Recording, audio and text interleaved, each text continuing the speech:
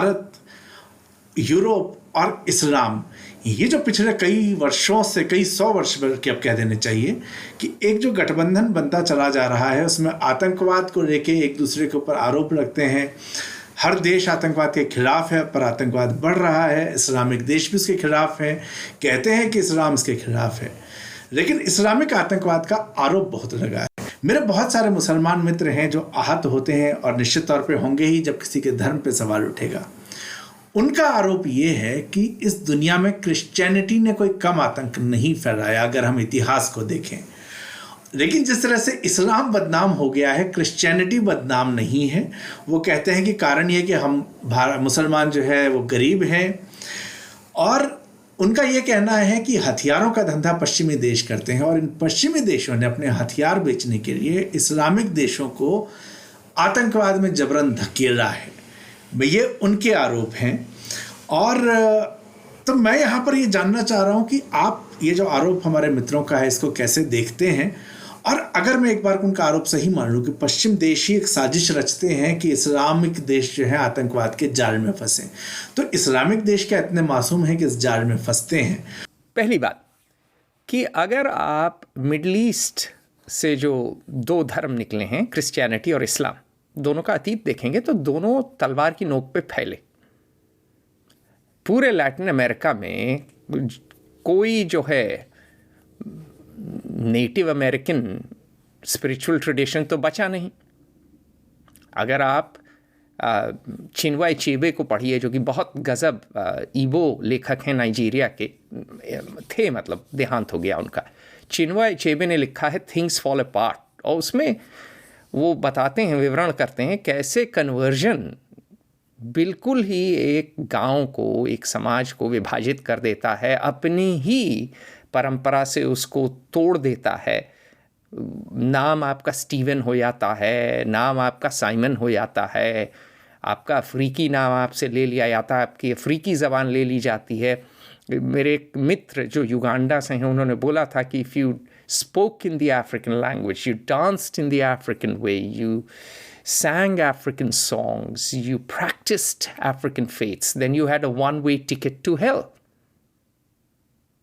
तो ये तो क्रिश्चियनिटी में रहा है। क्रिश्चियनिटी ने बिल्कुल प्रोजेलाइटाइजिंग जिसे कहते हैं, क्योंकि इनका विश्वास है ना, इनका विश्वास है कि भाई बाइबल ही है ये किताब, भगवान के वाक्य हैं या गॉड के वाक्य हैं, तो इसको मनवाना उनके जो है धर्म का एक भाग है। इसका मतलब ये है कि बाकी लोग गलत हैं, बाकी लोग जो हैं सिन में हैं। तो क्रिश्चियनिटी ने आतंक सिर्फ अफ्रीका, सिर्फ लैटिन अमेरिका में नहीं किया, बल्कि लैटिन अमेरिका में तो बड़ी गजब जेनोसाइड हुई। इन्होंने तो यूरोप में भी बड़ा आतंक मचाया, मार काट के लोगों को जो है क्रिश्चियन बनाया। तो जहाँ तक मेरा सवाल है, मैं तो भाई ज़्यूस जो ग्रीक जो भगवान थे, मुझे ज़्यूस ज़्यादा पसंद हैं जीसस से। मुझे तो पसंद ही नहीं आती है जीसस की कहानी। मैं तो क्लासिकल आदमी हूँ, मुझे जो है एंशिएंट ग्रीस, एंशिएंट रोम पसंद हैं, उस ज़माने के फ़िलोसोफर्स, सोक्रेटिस, प्लेटो, बाकी रोम के भी जो क्लासिकल स्कॉलर्स हैं, और जो ऑब्जर्वेशंस हैं, मुझे तो मार्कस ऑरेलियस बाइबल से ज़्यादा रास आता है। तो मैं तो बायस्ड हूँ ही, मेरा तो निजी एक जिसे कहिए कि पेगन बायस कह लीजिए है। लेकिन जो भी है, मेरा इतिहास का ये अध्ययन मुझे ये बताता है कि मिडल ईस्ट से जो रिलीजन निकले वो यूनिवर्सलिस्ट थे, तो वो सोशलिज्म की तरह थे। उनमें ये था कि गरीबों का ख्याल रखना है, उनमें ये भी था कि एक दफ़े आप क्रिश्चियन बन गए या मुस्लिम इस्लाम को कबूल लिया तो आपका ख्याल रखा जाएगा। लेकिन ये भी था कि अगर आप नहीं बने तो आप जो हैं गॉड, अल्लाह, जो भी नाम ले लीजिए, उनकी इच्छा नहीं मान रहे हैं। तो इस वजह से आप को जो है किसी तरह जो है पहले तो प्यार से, फिर जो है समझा के, और अगर आप प्यार से नहीं मान रहे हैं, समझाने पे भी नहीं मान रहे हैं, तो जूते की लगा के और नहीं तो तलवार की नोक पे, और अगर तब भी नहीं मान रहे हैं तो आपको मार डालना भी उपयुक्त था। 1492 में याद करिए इंक्विजिशन हुआ स्पेन में, सारे मुसलमान सारे यहूदियों को निकाल दिया गया। तो क्रिश्चियनिटी का अतीत तो काफ़ी खून खराबे का है, इसमें तो कोई संदेह नहीं। लेकिन क्रिश्चियनिटी बदली। देखिए प्रोटेस्टेंट रेफर्मेशन जब आया तो 1517 में मार्टिन लूथर ने 95 थीसिस जो है कील से गाड़ दी चर्च के डोर पे, उससे आग लग गई। जैसे चिंगारी जो है होती है ना, बारूद में लगती है, विस्फोटन होता है, वो हो गया। और वो ऐसी घमासान लड़ाई चली यूरोप में कि वो चलती रही 1648 तक। पेरिस में 1572 में सेंट बार्थोलोम्यूज डेज मैसेकर हुआ, जिसमें कैथलिक्स ने बिल्कुल खून, कैथरीन दी मेडिची थी, इटालियन थी, सोनिया गांधी की तरह शादी करके गई थी फ्रांस। तो उसने मैं नहीं कह रहा सोनिया गांधी ने किसी को मरवाया, मैं ये नहीं कह रहा, मैं तो मजाक कर रहा हूँ। पर बात यह है कि कैथरीन द मेडिची ने उगियोनो को मरवाया। उगियोनो भाग के गए, ये प्रोटेस्टेंट थे फ्रेंच, ये लंदन गए, वहाँ बैंकिंग लेके गए। मैं असल में लंदन में उगियोनो क्वार्टर में ही रहता था। ये स्विट्ज़रलैंड गए, वहाँ ये वॉच मेकिंग लेके गए। देखिए टीसो, काथिये, ये सब जो हैं फ्रेंच नाम हैं, ये सब प्रोटेस्टेंट नाम थे। भाग के जिनीवा गए। अच्छा जर्मनी भागे। उस समय जर्मनी एक देश नहीं बना था, प्रशा था, और प्रशा में ये इंडस्ट्री वगैरह लगाए। मैक्स वेबर खुद मेरे ख्याल से उनकी माँ, जो कि इतने बड़े जर्मन फिलोसोफर थे, वो उगियोनो परिवार से थी।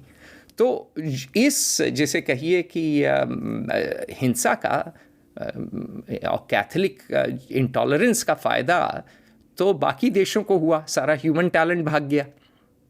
तो क्रिश्चियनिटी ने तो जो है जिसे कहिए कि 100 चूहे खा के तब ये गए हज पे।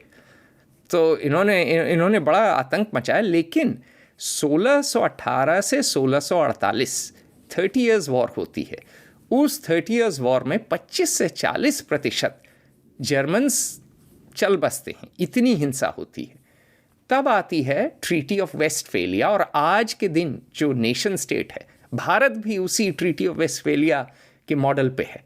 सारे स्टेट्स देश दुनिया के उसी मॉडल पे हैं।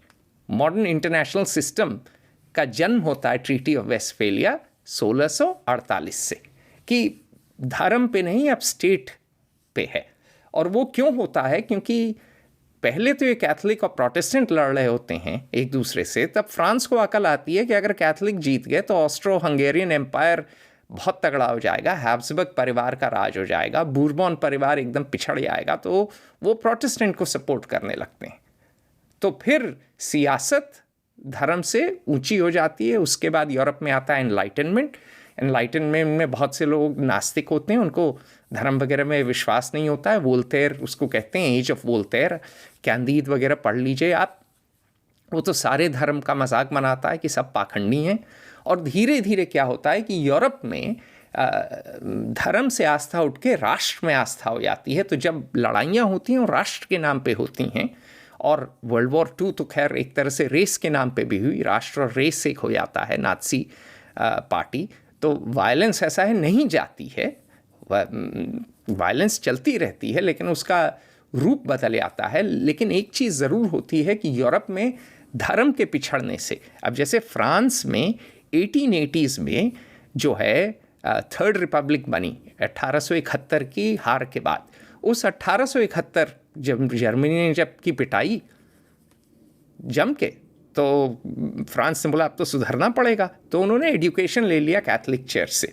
उन्होंने बोला पपैया जी, इल पापा, आप जो है रहो वेटिकन में, ऐश करो सर जी, ठीक है। अब आपको हम पढ़ाने लिखाने नहीं देंगे, हमारे देश में हम पढ़ाएंगे लिखाएंगे। और पाजी आप बैठो, तुसी बैठो वेटिकन।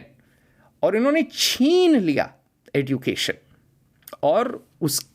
और ऐसा सेकुलरिज्म लाया। आपने इस्लाम की बात की फ्रांस में, उन्होंने पहली क्रांति कैथलिक चर्च के खिलाफ लाई कि ये कोई क्रॉस नहीं पहनेगा पब्लिक में।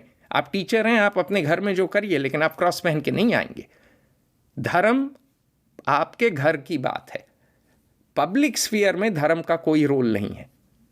तो ये जो है फ्रांस में आया, ये धीरे धीरे बाकी यूरोप में भी, जर्मनी में तो इस तरह का सेकुलरिज्म कभी नहीं आया, पर इस तरह के विचार बढ़े। और आज के दिन तो कोई जाता ही नहीं है चर्च भाई इंग्लैंड में। एक तरह, मैं तो हमेशा कहता हूँ, एक तरह से क्या हो रहा है कि मिडल ईस्ट से आई क्रिश्चियनिटी और पेगन ट्रेडिशंस को पीट पाट के चली गई।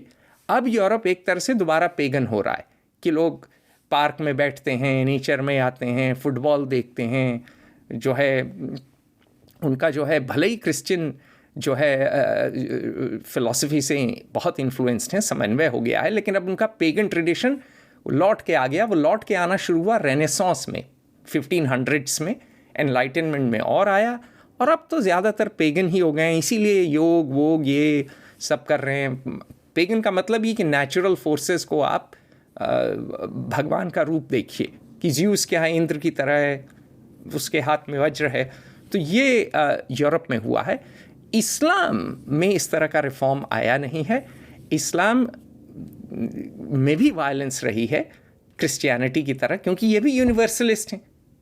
भाई फिलॉसफी क्या है? ला इलाहा इल्लल्लाह मुहम्मद रसूल अल्लाह। भाई एक ही है अल्लाह है, ठीक।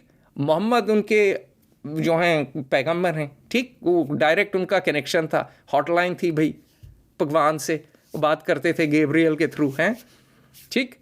और कुरान फाइनल वर्ड है गॉड का। मतलब वो ऐसा हुआ कि बिल गेट्स जैसे माइक्रोसॉफ्ट ऑफिस बना दे, बोले यही है बेटा, सारी पुश्तों के लिए ये है, कभी बदल ही नहीं सकता है। तो ये है।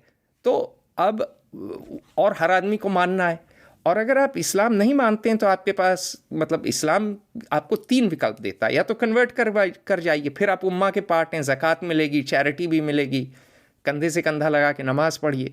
दूसरा है, या तो आप घर छोड़ के भाग जाइए और तलवार का सामना करिए, ठीक। और तीसरा है कि सरेंडर कर दीजिए और जजिया दीजिए। अब देखिए, सऊदी अरेबिया में कोई गैर मुसलमान ज़्यादा बचे हैं? कुछ नहीं, कन्वर्ट हो गए। और शिया का भी वो बैंड बजा के रखते हैं ईस्टर्न प्रोविंस में। ईरान में बचे जो है ज़ोरास्ट्रियन, सब भाग के भारत आ गए, पारसी कम्युनिटी यहाँ है, ठीक। और वो सुन्नियों का बैंड बजा के रखते हैं। तो इस्लाम में बड़ी बड़ी बातें बहुत लोग करते हैं, लेकिन इस्लाम में एक इंटॉलरेंस का स्ट्रेन है, जिसे कहिए इस्लाम में हिंसा, असहिष्णुता और आतंकवाद तीनों के बीज हैं। ऐसा नहीं है कि लोग कहते हैं नहीं ये प्यार मोहब्बत का जो है का धर्म है। प्यार मोहब्बत भी है, सूफ़ी बिल्कुल प्यार मोहब्बत। और ऑटोमन, मुग़ल और सफ़विद ने एक मल्टी एथनिक एम्पायर चलाया, लेकिन इसमें बीज हिंसा, सहिष्णुता और आतंकवाद का भी है।